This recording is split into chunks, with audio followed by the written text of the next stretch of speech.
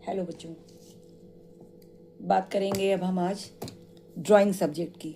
तो जिन बच्चों ने भी ड्राइंग सब्जेक्ट लिया हुआ है और उस पर मेहनत कर रहे हैं, तो ड्राइंग बेटा सब्जेक्ट ऐसा है जिसमें अगर आप अच्छे से मन लगा के आप काम करते हैं तो आपकी मार्किंग बहुत अच्छी आती है, जो कि तभी आएगी जब आप उसको अच्छे से ड्रॉ करते हो। तो इसके लिए सबसे ज़रूरी चीज़ यही है कि हम अपने जो भी हमारे इंस्ट्रूमेंट्स हैं, यानी जैसे हमारी पेंसिलें हैं, मैं कौन सी पेंसिलें किस में यूज़ करनी है। तो यानी अगर आप पेंसिल शेड वाला काम करने वाले हैं तो आपको शेड वाली पेंसिलें भी रखनी पड़ेंगी, जिससे कि आप पहले लाइट पेंसिल्स वर्क करें। फिर जब आपका पूरा पिक्चर ड्रॉ हो जाता है तो उसके बाद आप जो है उसमें डार्क पेंसिल यूज़ करेंगे। शेड करते समय भी आपको ये ध्यान देना है कि आपके डायग्राम की जो बॉर्डर लाइन है उसके बाहर से शेडिंग वर्क ना जाए, ठीक है, वरना वो बहुत फैला हुआ दिखता है।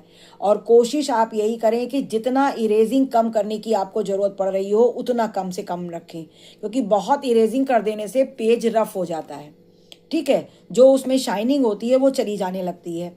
तो हल्के हाथ से ड्रॉ करने के बाद आप जब पूरा आपको लगे कि आपका जो डायग्राम है वो परफेक्ट हो गया है, तभी आप शेड करना शुरू करेंगे, ठीक। और जो आउटलाइन है उसको बहुत सधे हुए हाथों से, क्योंकि जो बॉर्डर लाइन है अगर आपने ठीक से उसको सेट करके नहीं बनाया तो ऐसा लगने लगेगा कि आप जो डायग्राम कर रहे हो वो लाइनें डिस्टर्ब होंगी, टूटी फूटी। तो फिर वो जो चित्र में अट्रैक्शन होता है वो फिर ख़त्म हो जाएगा। आपका जो भी डायग्राम आप देना चाह रहे हो एग्जामिनर को, वो कहीं ना कहीं बॉर्डर लाइन टूटने से या टेढ़ी मेढ़ी होने से ऐसा लगेगा कि कांप रही है लाइन। तो उससे आपको बचना होगा। कोशिश करें कि जिस पॉइंट से आपने शुरू किया है स्मूथली पेंसिल आप चलाएं और लास्ट पॉइंट भी वहीं तक आप ले जाएं। और अब इसके बाद हम बात करते हैं जो आपका आलेखन वर्क होता है, कलरिंग वाला। उसमें भी आपको एक चीज़ का ध्यान रखना है, सबसे ज़रूरी चीज़ वो यही है कि आप पेंसिल बहुत लाइट यूज़ करें, जो हल्के हाथों से चलाएं।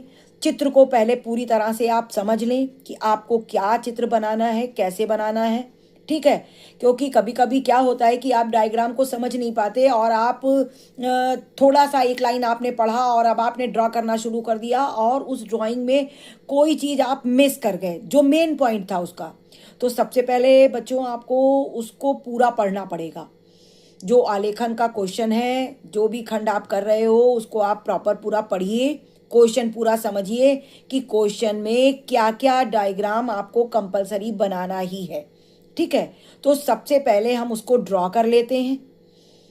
जो भी चीज़ें उसमें कही गई हैं, फूल, पत्तियाँ, या कोई अगर उसमें जीव कहा गया है तो जीव पे भी ध्यान दें, हिंदी पे ध्यान दें। हिंदी नहीं समझ में आ रही तो इंग्लिश में भी लिखा रहता है, आप उसको पढ़ें, ठीक है। जब आप उसको पढ़ते हैं तो आपको समझ में आ जाता है कि कोई एनिमल बनाना है या कोई ऐसा कुछ भी इंसेक्ट वगैरह कुछ भी जो भी बनाने के लिए वो कह रहे हैं वो आपको समझना पड़ेगा कि कौन सा एनिमल वो कह रहे हैं, या कौन सा, मान लीजिए बटरफ्लाई कह रहे हैं, फिश कह रहे हैं, या और भी कोई भी, या पैरेट है, तो वो तो कंपलसरी ही है। और सबसे मेजर चीज, जिस चीज का फूल कहा जा रहा है उसको भी आप बार बार पढ़ो, तो वो ही फूल बनाओ। क्योंकि डायग्राम कुछ कहता है, आप अगर दूसरा कुछ बना देते हो तो आपके नंबर माइनस में चले जाएंगे, फिर तो उससे आपको नुकसान हो जाएगा, ठीक। तो सबसे पहले तो हमें उस क्वेश्चन को अच्छे से पढ़ना है। पढ़ने के बाद जब हम समझ लेते हैं तो उस डायग्राम को बना लेना है हल्के हाथों से, ठीक है। जितना कम से कम आप इरेज करेंगे उतना अच्छा आपका पेपर रहेगा, मैं पहले भी बता रही हूँ आपको।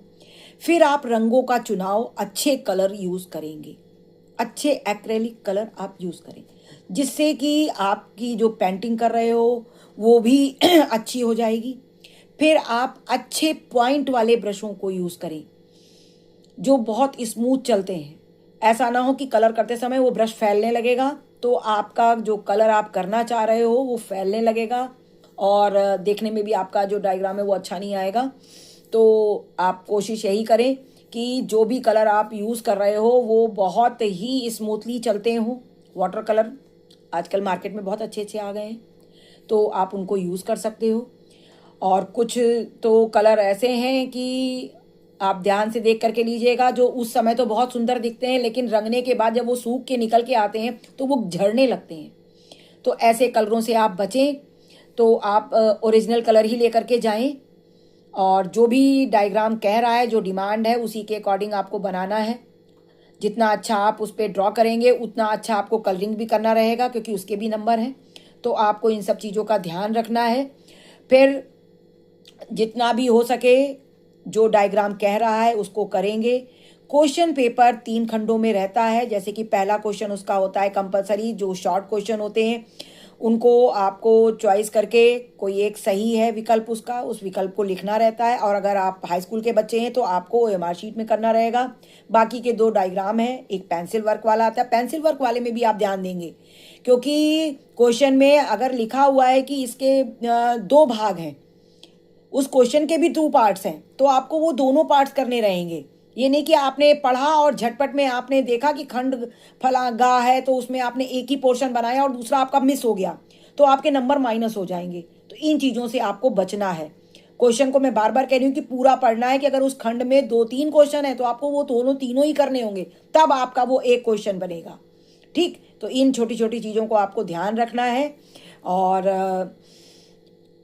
लाइक कमेंट्स करना है। जिन्होंने सब्सक्राइब नहीं किया है वो कर लेंगे।